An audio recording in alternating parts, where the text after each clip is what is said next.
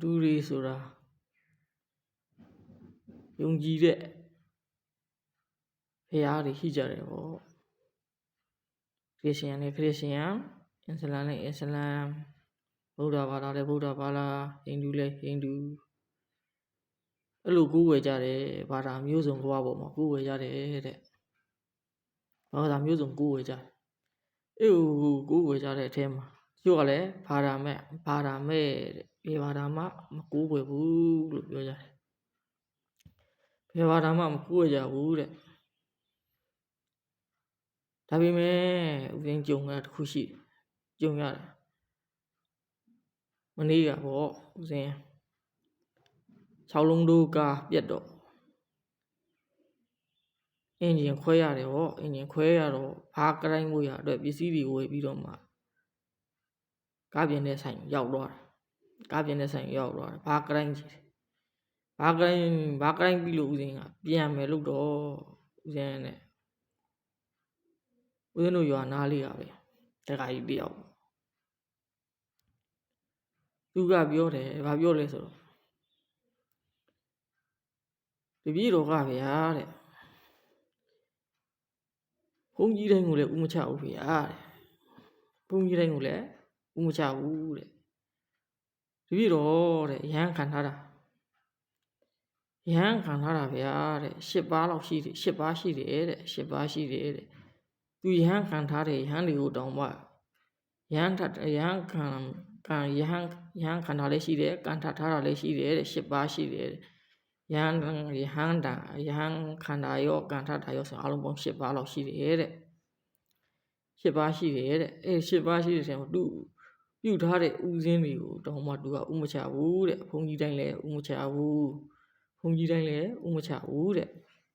နောက်တစ်ခါဘာလဲဆိုလို့ရှိရင်သူပြုထားတဲ့ဥစဉ်တွေကိုလည်းဥချခြင်းမှာဥချတာပေါ့သူဥချခြင်းတဲ့လူဥချတယ်တဲ့တူလေးဒုက္ခရောက်စဉ်တုန်းကပေါ့ကြာပါပြီလွန်ခဲ့တဲ့10နှစ်ကျော်15နှစ်လောက်ကလွန်ခဲ့တဲ့10နှစ်ကျော်15နှစ်လောက်ကသူ့ရဲ့ဒီဒကာကြီးရဲ့တူက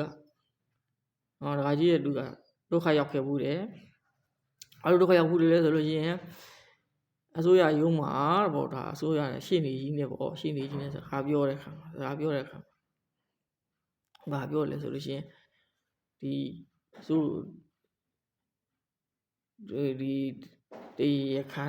တရားခံတော့မဟုတ်ဘူးသူကတရားခံနဲ့ဆက်နွယ်ပြီးတော့မှသူနဲ့ညှိပြီးတော့မှဒါဖမ်းခံရတယ်ပေါ့ဖမ်းခံရတယ်သူပစ္စည်းကတော့လူရှိမှာမရှိဘူးပေါ့ဒါပေမဲ့လို့ဆက်နွယ်ပြီးတော့မှဖမ်းခံရတယ်ဆိုတဲ့အကြောင်းပေါ့အဲ့လိုပြောတော့ဘာတွေဖြစ်တယ်လဲတော့ဦးဇင်းလည်းတိတ်မသိဘူးပေါ့အဲ့ဘာပြောလဲရှင်းနေရဘာပြောလဲဆိုတော့ဒီဗုဒ္ဓဘာသာပေါ့ဘုရားဓာတော်တွေကမိမနဲ့ဘုန်းကြီးအေးခြုံထားလဲတာတင်ကန်းဝတ်ထားလို့ရှိရင်လည်းတင်ကန်းဝတ်ထားလဲမိမနဲ့ပျော်ပါတဲ့လူလည်းရှိတယ်ဘုံမိမနဲ့ပျော်ပါမိမနဲ့နေတဲ့လူတွေရှိတယ်မိမနဲ့နေတဲ့ဘုန်းကြီးတွေရှိတယ်နောက်တစ်ခါပါလေအရက်တောက်နေတဲ့ဘုန်းကြီးတွေရှိတယ်အဲ့လိုပေါ့ခါလောက်ကြီးတချင်းတွေစုံနေတဲ့ဘုန်းကြီးတွေရှိအပျော်ပါလိုက်စားနေကြတဲ့ဘုန်းကြီးတွေရှိတယ်တဲ့အဲ့ဒါတွေဟာတင်ကန်းဝတ်ထားလဲပြင်မှုမြောက်တယ်တဲ့အဲ့လိုပြောတယ်ပေါ့သူရှင်းပြတယ်ဒီပြင်မှုမြောက်တယ်ရှင်းမှုအဲ့လိုရှင်းပြသူကဘာတွေးပေါက်တော့လဲလို့ဆိုတော့လည်းမသိဘာလို့ပေါ့လဲဒါဘုန်းကြီးတိုင်းကိုသူဥမချတော့ပါဘူးတဲ့သူပြုထားတဲ့ရဟန်းတော့ဥမချတော့ပါဘူးတဲ့ဦးဇင်းတော့ဘာမှပြောပါဘူးထူးဆန်းတယ်လို့နာမည်လေးနဲ့ရွာလေးနဲ့မှပြီးတော့လာလိုက်တယ်တကယ်တမ်းကျတော့ဒီဘုန်းကြီးအပြစ်ကျူးလွန်တာပဲဖြစ်ဖြစ်ဘာပဲဖြစ်ဖြစ်ဘုရားဘာသာအနေနဲ့ဆိုလို့ရှိရင်ဥချရမှာပဲဥချပြီးတော့အပြစ်ရှိတဲ့လူကခံပေါ့အပြစ်မရှိရင်အပြစ်ရှိလို့ကိုကဒီဘာတွေကိုကျူးလွန်နေဒီဘုန်းကြီးကအပြစ်တွေကိုကျူးလွန်ထားတယ်ဆိုလို့ရှိရင်ဥချတဲ့လူကအပြစ်မရှိပါဘူးဒီဥချခံတဲ့ဘုန်းကြီးကပဲဦးစင်းကပဲနော်ဦးစင်းကပဲဘုန်းကြီးကပဲအပြစ်ရှိတာပါဒီမိမိကကျူးလွန်ထားပြီမဲ့တိရတာကြီးနဲ့ဥချခံနိုင်တဲ့ ဥချခံရဲ့တဲ့တတ္တိဥချခံရတဲ့အပြစ်ကတော့နော်အဝီစီဂျိုးကတ်မဲ့အပြစ်ပါပဲဒါပေမဲ့ဥချတဲ့လူမှာအပြစ်မရှိဘူးလို့ဦးဇင်းတို့ကတော့ထင်ပါတယ်နော်ဥချတဲ့လူကတော့ဖရာကုံတရားကုံတန်ခဂုံကိုတန်ခါရဲ့ဂုံကိုရည်မှန်းပြီးတော့မှဥချတယ်ဆိုလို့ရှိရင်ကုသိုလ်ရတာပဲ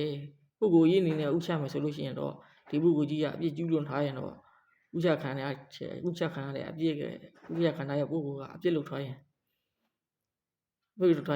ဒီပုဂ္ဂိုလ်ဥချရင်တော့ဘယ်ကုသိုလ်ရလိမ့်မလဲနော်ကုသိုလ်ရလိမ့်မလဲတန်ခါဂုံကိုရည်မှန်းပြီးတော့မှဥချမယ်ဆိုလို့ရှိရင်တော့သင်္ကန်းကိုထားတာပဲလေသင်္ကန်းကိုထားတာဖြစ်တဲ့အတွက်ကြောင့်လို့တန်ခါဂုံကိုရည်မှန်းပြီးဥချမယ်ဆိုလို့ရှိရင်ဂုံကိုရည်မှန်းပြီးဥချမယ်လို့ရှိရင်ကုသိုလ်ရပါတယ်ဒါလေးပဲပြောချင်ပါတယ်